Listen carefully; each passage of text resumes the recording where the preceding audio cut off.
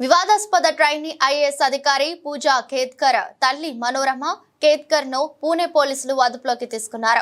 తుపాకీతో ఆమె రైతులను బెదిరిస్తున్న వీడియో ఒకటి ఇటీవల బాగా వైరల్ అయింది. ఇది పోలీసుల దృష్టికి వెళ్లడంతో కేసు నమోదు చేసి ఆమె కోసం గాలింపు మొదలు పెట్టారు. ఈ క్రమంలో రాయ్గఢ్ లోని ఓ హోటల్లో పోలీసులు ఆమెను అరెస్ట్ చేశారు. మనోరమను అదుపులోకి తీసుకున్న 3 పోలీసు బృందాలు ఆమెను పూణేకు తరలిస్తున్నాయి. పూజాపై పలు వివాదాలు తెరపైకి రావడంతో ప్రభుత్వం ఇటీవల ఆమెపై చర్యలు తీసుకుంది. ఆమె శిక్షణను ఆపేసిన ప్రభుత్వం ఈ నెల 23వ తేదీలోగా ముస్సోరిలోని లాల్ బహదూర్ శాస్త్రి జాతీయ అకాడమీకి తిరిగి రావాలని ఆదేశించింది. దీంతో ఆమెను విధుల నుంచి రిలీవ్ చేశారు.